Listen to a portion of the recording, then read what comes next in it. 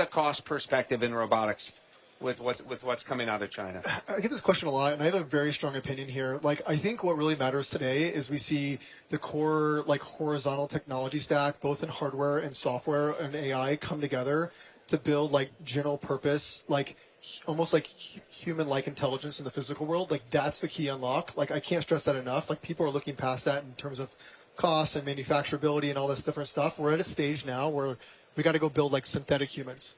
And it's incredibly hard.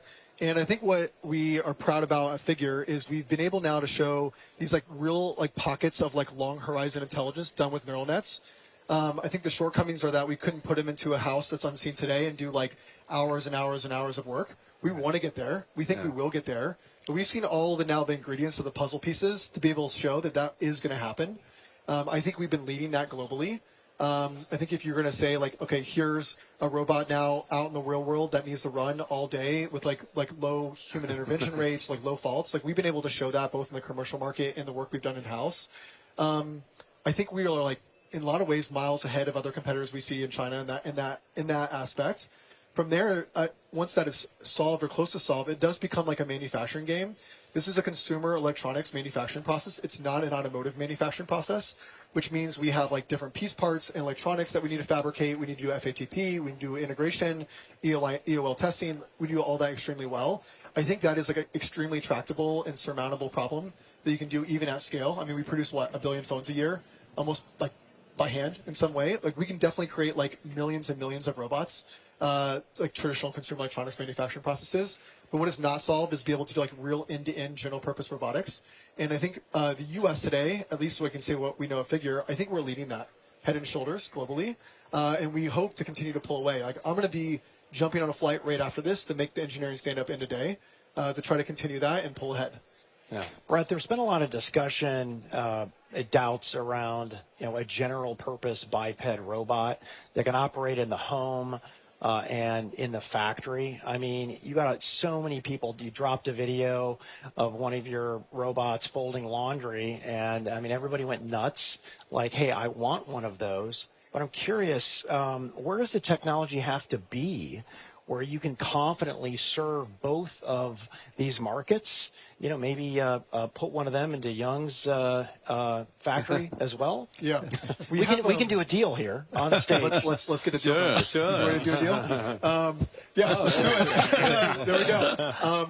Listen, I think one thing we're proud about is we have a robot running right now. And our first commercial customer, it's running like a 10-hour shift as we speak. We've been doing it for almost 6 months now. We've gotten like operational readiness there. It's running autonomously. We've been trying to track like fault rates, like human intervention rates per shift. Those have all been dropping. Performance has been rising every single month. So we now have a better line of sight to what it takes to launch like a vertical job in like a commercial world. What we're also trying to tackle and what we found, like learned a lot last year, is we need to solve like the horizontal stack. Like we need to be able to build true general purpose work to put robots into anywhere in the world. So we've basically refactored our entire like autonomy and AI stack from scratch. It's all done now end to end with neural nets. We think it's the only way to really scale, and it's done at the foundation level, so we can scale into any work. So I think maybe to answer your question more directly, we will see robots in the commercial workforce over like now, and in the next like year or two, we will try to put more and more out. We will try to get we'll try to get cost down, reliability of the robots up. We'll try to make it really real. In parallel, we're trying to solve a robot in a home. It's been in my home now for like 3 or 4 months. Wow. We're doing small parts of this, like small parts of laundry and folding and dishes. We now have to connect all of it together like this tissue. We have to make it language conditioned so we can talk to it. We have to put it in pixel space. So there's like a bunch of work in like AI models and foundation work and pre-training that we have to go do. But we do see a path. It's like a little light in the tunnel that we want to go at. It'll definitely be solvable.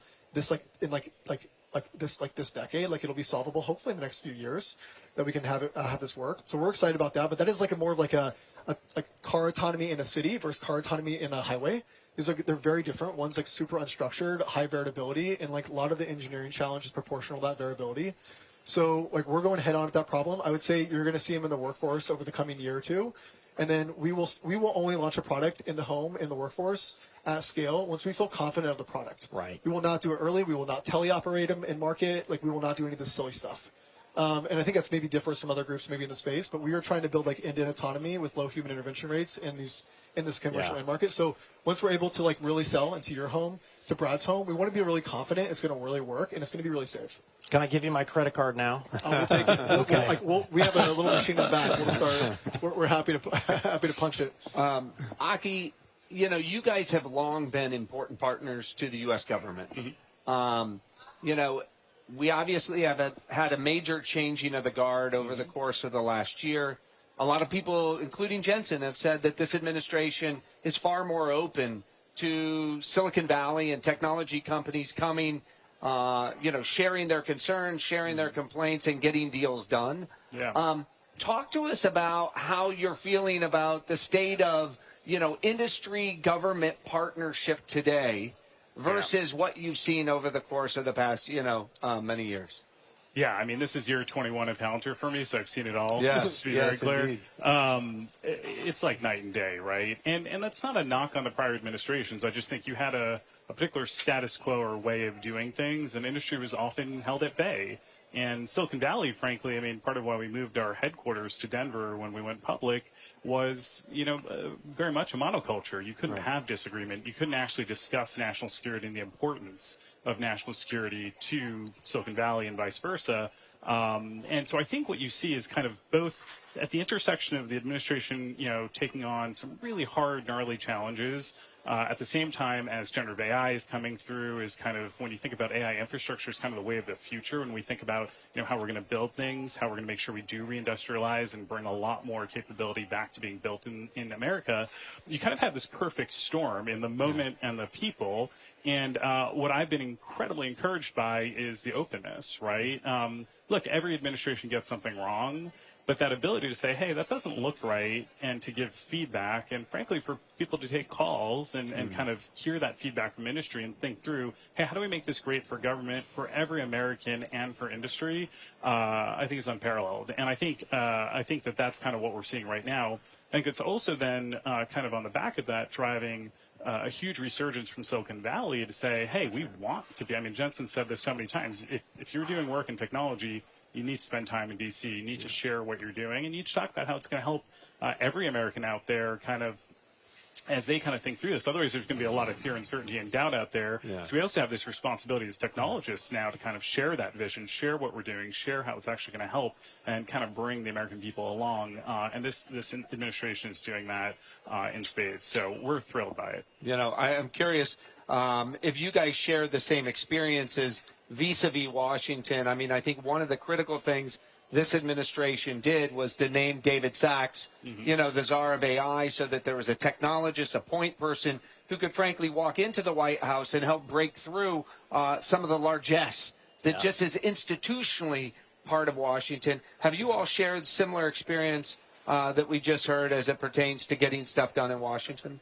Absolutely. The willingness to listen, but also then to take actions and to implement is really, really key. And in particular, to be pro-business, understanding about where regulation is required, but where isn't. And in the industrial world, we have business-to-business relationships where obviously we have professional terms that govern the quality of service, where you don't need a lot of regulation, and where it's about speed and really making it accessible. And so we find that a very friendly way to bring that technology into the United States. Yeah. We felt the same way. I think this government is quite open to the technologies and very supportive to the new technologies. Right. Yeah. So that's good. So, Peter, Young, Brett, Aki, I want to thank you for coming on here. We saved the best for last, and you guys were awesome. Thank you so much. Thank you. Thank you. Thank you. So let's go back down on the floor with Christina Partsenevelos. You have one more interview, a very special guest. Yeah, also the best for last, and that would be C.J. Muse from Cantor Fitzgerald, who's been in the industry forever. We were just, but he looks really young. I shouldn't preface like that, but could you speak to China right now, given that is a topic? President Trump was supposed to be here. We're in D.C. Some people say the market's moved on Monday with the NASDAQ really climbing because, there's maybe some positive outcome given Trump's comments over the weekend that, something may be worked out. So how are you looking at it from a chip analyst perspective, and how to read that for the market going forward? Yeah, absolutely. And Christina, thank you for having me first. But I would say China's a very important market. and we don't want to cede that to local competitors inside China.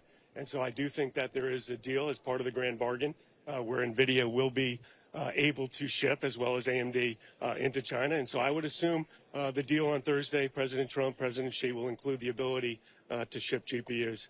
And so Jensen's hopping on a plane after GTC, and I would imagine that will be an announcement that we hear on Thursday. That's pretty big. So you're telling our audience that you are expecting a positive outcome, which do you think is actually priced into a lot of these names then? I don't. I think, China's a very large market. You're talking $15+ billion, and I think that opens up. So, no, not priced in it at all. And that helps both NVIDIA as well as AMD, yes. Okay. So that is good news for those that are watching and, figuring out which stocks to buy. And we're going to talk about just Washington and we're here, right? And this involves a lot of collaboration between policy leaders, really getting the president on board, the White House, the administration, which we know they already are, given all the initiatives thus far. But when you have these headlines from OpenAI or Nvidia or AMD, Intel, et cetera, they're building, they're collaborating, and yet you still need to bypass the red tape. You need to build in the ground. You need to find the power. Are you worried that perhaps the market is reacting too positively to news that these outcomes won't happen for another 10 years or so? Too positive, no. But I do think that we are now in the realm where, AI is now part of infrastructure. And that requires long-term planning, and that requires DC to get heavily involved. And so I think that there's a great reason why Jensen and team and NVIDIA are here in Washington, DC. AI is critical to compete globally, right, and we need Washington on board. And so I do hope that they understand that China is investing heavily, and if we don't want to fall behind, we need to remove the red tape. We need to enable investment, and that is the greatest thing that we could possibly do. So I would say building out data centers, so building power, enabling these data centers to be built. Those are the biggest kind of bottlenecks right now, outside of TSMC manufacturing GPUs. So that's the most critical part right now, and we need Washington, D.C.'s help. Yeah, but to build a nuclear reactor is not going to happen even in the next 2 years or so. So what, if you could be more specific, like what do we need to do here in the U.S. to improve that power grid? So I'd say remove the red tape, start investing today on power. Like that would be mission critical to get the job done. And it sounds like that is the direction we're going towards, which would mean that the power suppliers in the United States, again, for the investors watching and the names, the stocks that trade on that, there's still ample opportunity for growth, right? So is that, I know you focus on chips, but this could be really bullish for possibly. Power. I'm not sure what's priced into those stocks. Then let's go back to Nvidia really quickly. Just, you have earnings coming up. Is there anything major that you're expecting from the earnings report? I know we're a few years, and you haven't written your look ahead yet, your preview, I should say, but what would you be looking for? I think what's most important really is that NVIDIA is sold out not only 2025, they're sold out 2026. So they have perfect line of sight to what they're going to do. And, at a very high level, we think they can do $8 of earnings next year. Street's at $6.50. If we're right, this stock is way too cheap, and it's going to push higher. Do you benefit if you're right? Something like that? I wish. I'm just curious how it works behind the scenes. Like, do you get a big bonus if you're that much higher and you're right? But maybe that's an offline comment, not for the public. On that note, CJ Muse, thank you so much, guys. Back over to you. Thanks for having me. So, Patrick, what were some of your big takeaways from today? Well, first of all, I appreciated us addressing the full stack. And who knows, maybe in a year there will be another element to the stack and we'll add another layer. I think it was just the comprehensiveness. I mean, we're going all the way from the investment funnel up front to literally building robots for homes and for commercial industrial applications. I mean, for me, it was just an optimism for American AI. Yeah. Like, there's a reason we're doing this in Washington, D.C. They say that part of the success of Silicon Valley was that it was 3,000 miles away from Washington. Right. Today, everything is happening in partnership. I think this entire ecosystem is led incredibly by NVIDIA and Jensen, who now understand the importance of coordinating with Washington and coordinating with each other, right? We're taking on something that is 10 times the size of the Manhattan Project. that is of profound consequence to our national security, our national economic security. I think it was a great choice to do it here in Washington. And what we heard, I thought, was both sober about the path ahead, that it's not going to be a line straight up and to the right, but that we have these phases that we're going to go through in terms of AI. And I leave here a lot more confident about the path ahead for the U.S. And about the coordination between Washington and Silicon Valley. Yeah, I'm with you there, Brad. I mean, the prosperity that we can provide, the diseases we can cure, and the amount of people we can put back to work, that's what I'm here for. No doubt about it. So, Christina, any final thoughts from you? It seems just after the last conversation I had with CJ Muse that we're going to expect some positive outcomes from the conversations in China, especially with Jensen traveling overseas to Korea. So I think that's maybe a positive thing to read into this. The other thing is Nokia. Maybe you were on the panels, perhaps you didn't hear, the news came out about Nvidia's investment, a $1 billion investment in Nokia. Shares were halted. And so this could speak to the collaborations with telecom and Nvidia here in the United States and how we evolve towards 6G and how that will, just update through software. It's incredible. So I'm sure we're going to hear more about that news, but the stock was initially halted. And so that's something that just happened within the last hour or so. But overall, we're making news here. That's what this event is about, guys. No doubt about it. It's a big day. We woke up with the president in Japan making news. OpenAI and Microsoft made news, and we're going to hear a lot more out of NVIDIA in just the next hour or two. So we're out of time. It's been an incredible day. Yeah. Thanks to you, Patrick. Thanks to the entire team here at NVIDIA. Jensen Huang is about to take the keynote stage. Brad, thank you. And our thanks to the entire NVIDIA team for bringing together the amazing guests and all the folks from around the world for coming to NVIDIA GTC Washington. Thanks for watching. Until next time.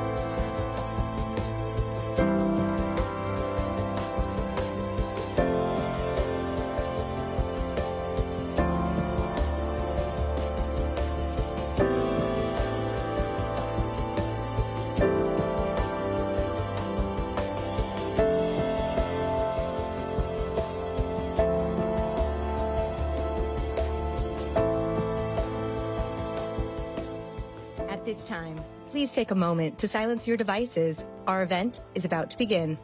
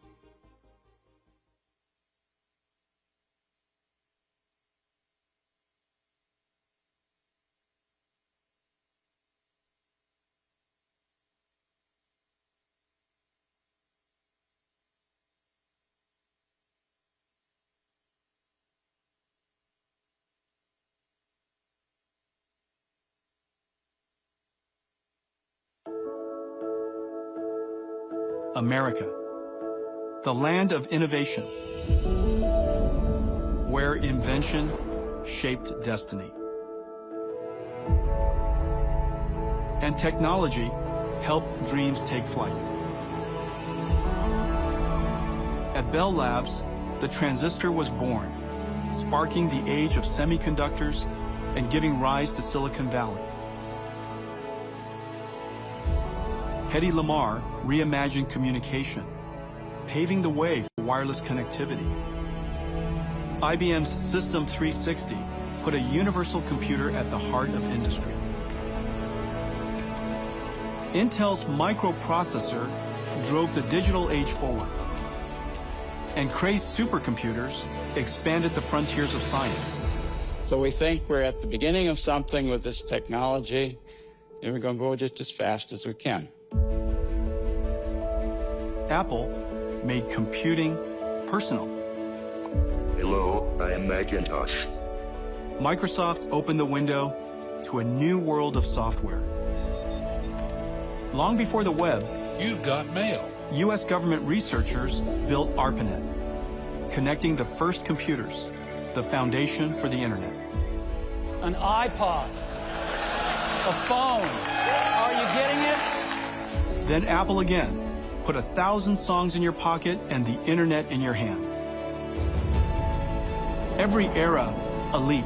We choose to go to the moon in this decade and do the other thing, not because they are easy, but because they are hard. Every leap, America led. Mark, triumph leap for mankind. Now, the next era is here, launched by a revolutionary new computing model. This is likely going to be the most important contribution we've made to the computer industry. It will likely be recognized as a revolution. Machine learning is a branch of artificial intelligence, computers that almost appear to think. The amount of computational resource is ultimately what's going to turbocharge this field. Artificial intelligence, the new industrial revolution. At its heart, Nvidia GPUs, invented here in America. Like electricity and the internet, AI is essential infrastructure. Every company will use it, every nation will build it. Winning this competition will be a test of our capacities unlike anything since the dawn of the space age. And today, AI factories are rising, built in America. For scientists, engineers, and dreamers, across universities, startups, and industry. I think we want to try to reach new heights as a civilization, discovering the nature of the universe. And now, American innovators are clearing the way for abundance. This is America's next Apollo moment. Together, we take the next great leap to boldly go where no one has gone before. And here is where it all begins. Washington, D.C., welcome to GTC. It's hard not to be sentimental and proud of America, I got to tell you that. Was that video amazing? Thank you. NVIDIA's creative team does an amazing job. Welcome to GTC. We have a lot to cover with you today. GTC is where we talk about industry, science, computing, the present, and the future. So I've got a lot to cover with you today. But before I start, I want to thank all of our partners who helped sponsor this great event. You'll see all of them around the show. They're here to meet with you. And really great. We couldn't do what we do without all of our ecosystem partners. This is the Super Bowl of AI, people say. And therefore, every Super Bowl should have an amazing pregame show. What do you guys think about the pregame show and our all-star athletes and all-star cast? Look at these guys. Somehow, I turned out the buffest. What do you guys think? I don't know if I had something to do with that. Nvidia invented a new computing model for the first time in 60 years, as you saw in the video. A new computing model rarely comes about. It takes an enormous amount of time and set of conditions. We invented this computing model because we wanted to solve problems that general purpose computers, normal computers, could not. We also observed that someday transistors will continue, the number of transistors will grow, but the performance and the power of transistors will slow down.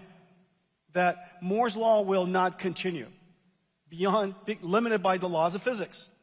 And that moment has now arrived. Dennard scaling has stopped. It's called Dennard scaling. Dennard scaling has stopped nearly a decade ago. And in fact, the transistor performance and its power associated has slowed tremendously.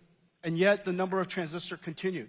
We made this observation a long time ago, and for 30 years we've been advancing this form of computing we call accelerated computing. We invented the GPU, we invented the programming model called CUDA, and we observed that if we could add a processor that takes advantage of more and more and more transistors, apply parallel computing, add that to a sequential processing CPU, that we could extend the capabilities of computing well beyond. And that moment has really come. We have now seen that inflection point. Accelerated computing, its moment has now arrived. However, accelerated computing is a fundamentally different programming model. You can't just take a CPU software written by hands, executing sequentially, and put it onto a GPU and have it run properly. In fact, if you just did that, it actually runs slower. And so you have to reinvent new algorithms. You have to create new libraries. You have to, in fact, rewrite the application, which is the reason why it's taken so long. It's taken us nearly 30 years to get here. But we did it one domain at a time. This is the treasure of our company. Most people talk about the GPU. The GPU is important. But without a programming model that sits on top of it, and without dedication to that programming model, keeping it compatible over generations, we're now CUDA 13 coming up on CUDA 14. Hundreds of millions of GPUs running in every single computer, perfectly compatible. If we didn't do that, then developers wouldn't target this computing platform. If we didn't create these libraries, then developers wouldn't know how to use the algorithm and use the architecture to its fullest. One application after another. I mean, this is really the treasure of our company. cuLitho, computational lithography. It took us nearly 7 years to get here with cuLitho, and now TSMC uses it, Samsung uses it, ASML uses it. This is an incredible library for computational lithography, the first step of making a chip. Sparse solvers for CAE applications. cuOpt, a numerical optimization, has broken just about every single record. The traveling salesperson problem, how to connect millions of products with millions of customers in the supply chain. Warp, Python solver for CUDA, for simulation. cuDF, a data frame approach, basically accelerating SQL, data frame databases. This library is the one that started AI altogether, cuDNN. The library on top of it, called Megatron Core, made it possible for us to simulate and train extremely large language models. The list goes on. MONAI, really, really important. The #1 medical imaging AI framework in the world. By the way, we're not going to talk a lot about healthcare today, but be sure to see Kimberly's keynote. She's going to talk a lot about the work that we do in healthcare. And the list goes on. Genomics processing. Ariel, pay attention. We're going to do something really important here today. cuQuantum, quantum computing. This is just a representative of 350 different libraries in our company. And each one of these libraries redesigned the algorithm necessary for accelerated computing. Each one of these libraries made it possible for all of the ecosystem partners to take advantage of accelerated computing. And each one of these libraries opened new markets for us. Let's take a look at what CUDA X can do.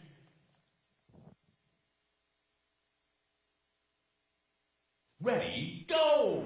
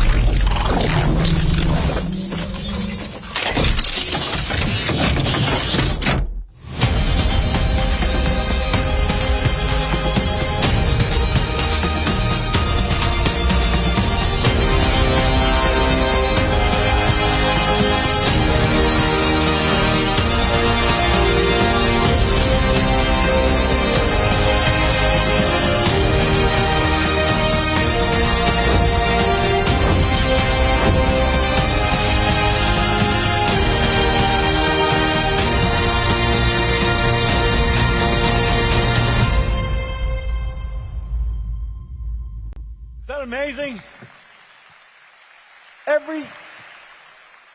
Everything you saw was a simulation. There was no art, no animation. This is the beauty of mathematics. This is deep computer science, deep math, and it's just incredible how beautiful it is.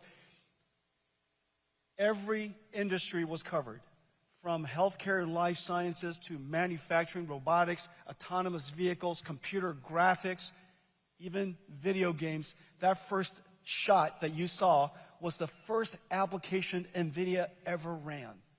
And that's where we started in 1993. And we kept believing in what we were trying to do. And it's hard to imagine that you could see that first virtual fighter scene come alive. And that same company believed that we would be here today. It's just a really, really incredible journey. I want to thank all the Nvidia employees for everything that you've done. It's really incredible.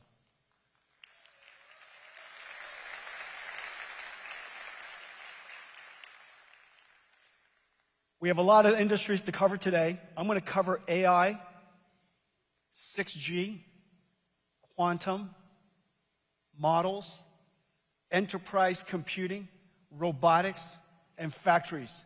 Let's get started. We have a lot to cover, a lot of big announcements to make, a lot of new partners that would very much surprise you. Telecommunications is the backbone, the lifeblood of our economy, our industries, our national security. And yet, ever since the beginning of wireless, where we defined the technology, we defined the global standards, we exported American technology all around the world so that the world can build on top of American technology and standards. It has been a long time since that's happened. Wireless technology around the world largely today deployed on foreign technologies. Our fundamental communication fabric built on foreign technologies. That has to stop. And we have an opportunity to do that, especially during this fundamental platform shift. As you know, computer technology is at the foundation of literally every single industry. It is the single most important instrument of science. It's the single most important instrument of industry. And I just said we're going through a platform shift. That platform shift should be the once-in-a-lifetime opportunity for us to get back into the game, for us to start innovating with American technology. Today we're announcing that we're going to do that. We have a big partnership with Nokia. Nokia is the second largest telecommunications maker in the world. It's a $3 trillion industry. Infrastructure is hundreds of billions of dollars. There are millions of base stations around the world. If we could partner, we could build on top of this incredible new technology, fundamentally based on accelerated computing and AI, and for the United States, for America to be at the center of the next revolution in 6G. So today we're announcing that Nvidia has a new product line. It's called the Nvidia ARC, the Aerial Radio Network Computer. Aerial RAN Computer, ARC. ARC is built from three fundamental new technologies: the Gray CPU, the Blackwell GPU, and our ConnectX, Mellanox ConnectX networking designed for this application. And all of that makes it possible for us to run this library, this CUDA-X library that I mentioned earlier called Aerial. Aerial is essentially a wireless communication system running on top of CUDA-X. We're going to create, for the first time, a software-defined, programmable computer that's able to communicate wirelessly and do AI processing at the same time. This is completely revolutionary. We call it Nvidia ARC. And Nokia is going to work with us to integrate our technology, rewrite their stack. This is a company with 7,000 fundamental, essential 5G patents. Hard to imagine any greater leader in telecommunications. So we're going to partner with Nokia. They're going to make Nvidia ARC their future base station. Nvidia ARC is also compatible with AirScale, the current Nokia base stations. So what that means is we're going to take this new technology and we'll be able to upgrade millions of base stations around the world with 6G and AI. Now, 6G and AI is really quite fundamental in the sense that for the first time, we'll be able to use AI technology, AI for RAN, to make radio communications more spectral efficient. Using artificial intelligence, reinforcement learning, adjusting the beamforming in real time in context, depending on the surroundings and the traffic and the mobility, the weather. All of that could be taken into account so that we could improve spectral efficiency. Spectral efficiency consumes about 1.5% to 2% of the world's power. So improving spectral efficiency not only improves the amount of data we can put through wireless networks without increasing the amount of energy necessary. The other thing that we could do, AI for RAN, is AI on RAN. This is a brand new opportunity. Remember, the internet enabled communications, but amazingly smart companies, AWS, built a cloud computing system on top of the internet. We are now going to do the same thing on top of the wireless telecommunications network. This new cloud will be an edge industrial robotics cloud. This is where AI on RAN, the first is AI for RAN to improve radio spectrum efficiency. The second is AI on RAN, essentially cloud computing for wireless telecommunications. Cloud computing will be able to go right out to the edge where data centers are not, because we have base stations all over the world. This announcement is really exciting. Justin Hodar, the CEO, I think he's somewhere in the room. Thank you for your partnership. Thank you for helping the United States bring telecommunication technology back to America. This is really a fantastic, fantastic partnership. Thank you very much.